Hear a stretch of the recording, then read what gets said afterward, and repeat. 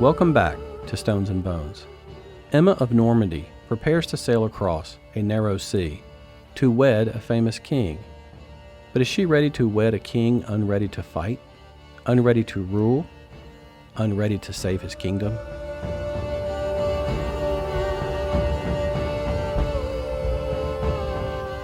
Thousands of winters ago, a great island ruled by prevailing winds and stormy seas gave rise to a land of myth and legend. Set in a glittering sea with ruins of primitive sites and dramatic chalk cliffs dwelt blue-painted people with names like magic spells. Rich land with hedged fields and down-rutted farm tracks, and grass-grown mounds where the old ones slept.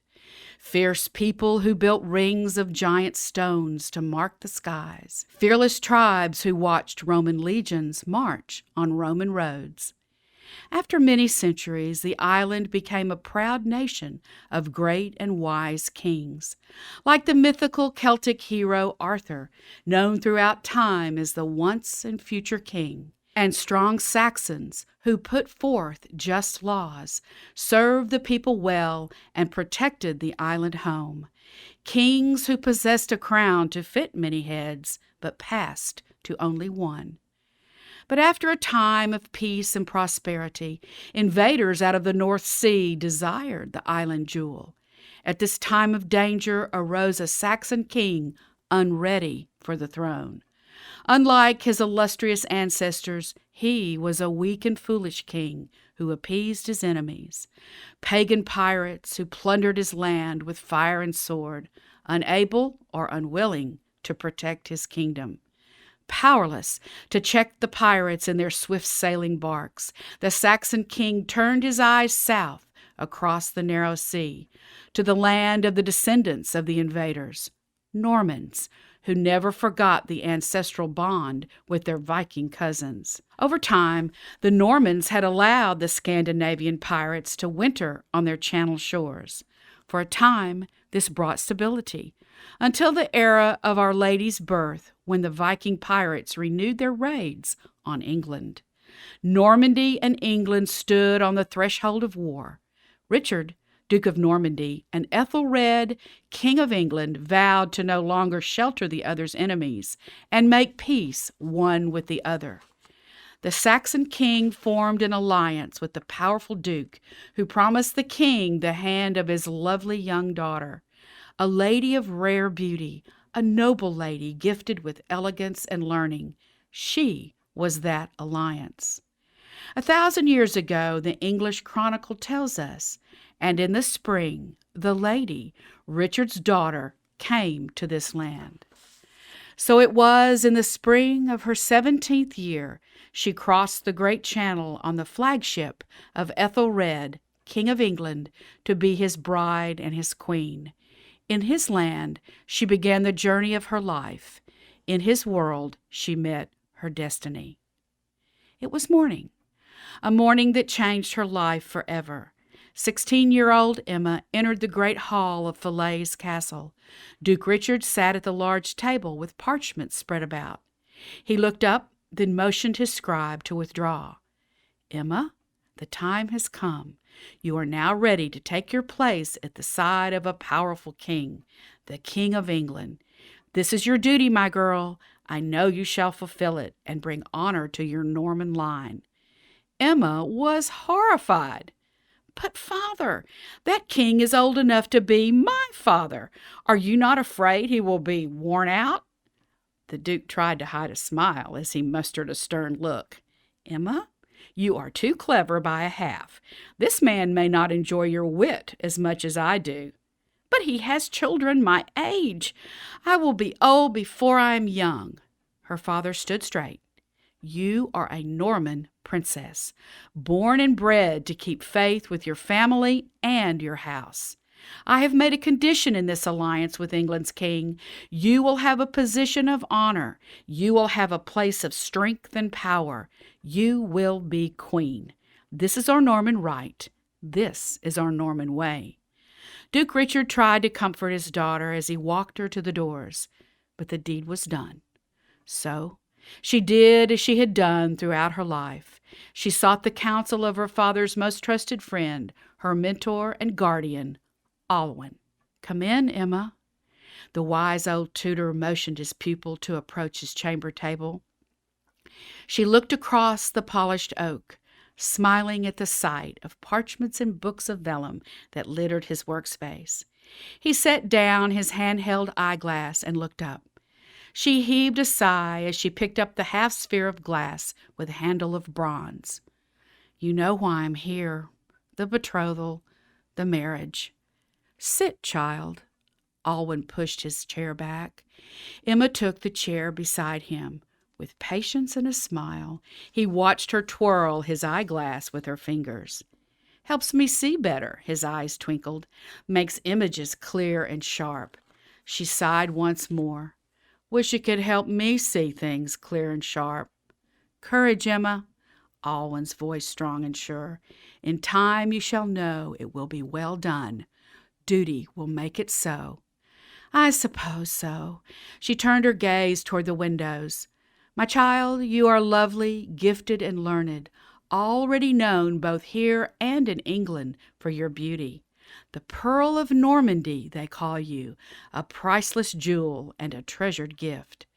"But Alwyn," her voice faltered, "am I destined to live a life never to be my own?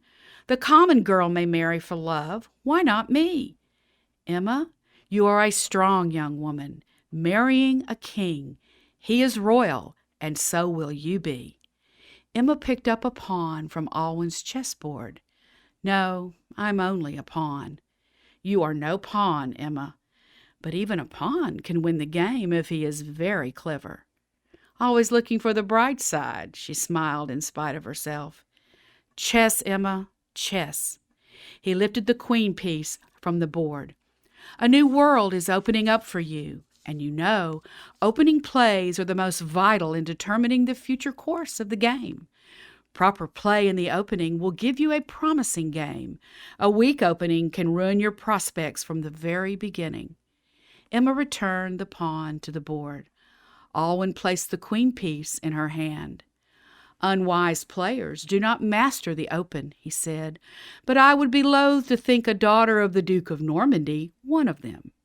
Never doubt yourself, Emma. Perhaps you are the gateway for our Normans to enter England, and who knows where that might lead." Emma looked across the room toward the north windows. "Chess, my child," he said.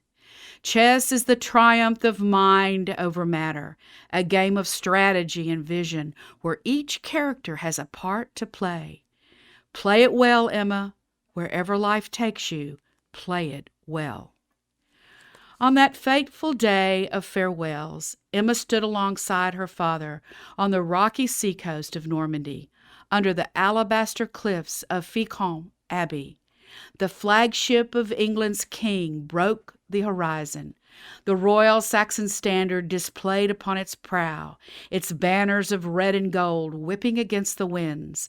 The King of England stepped on to the sands of Normandy. Tall and handsome, his silver hair served not to make him appear older, but enhanced the rugged features of the Saxon race.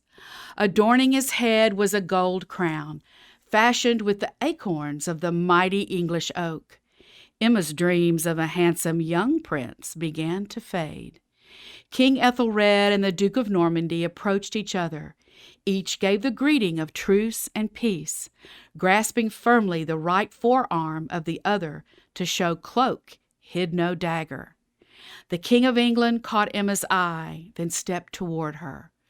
"Ah, Richard, so this is the Pearl of Normandy. She is indeed." "Your Majesty," Emma curtsied and bowed low. "Yes, Richard," the king addressed her father without taking his eyes off her. "An unrivaled beauty. She will make a fine mother to kings." "And she will make an even finer queen, will she not?" Duke Richard said. Yes, it will be done." Ethelred motioned for his servants.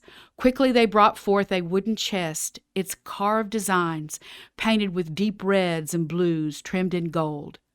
"Open it."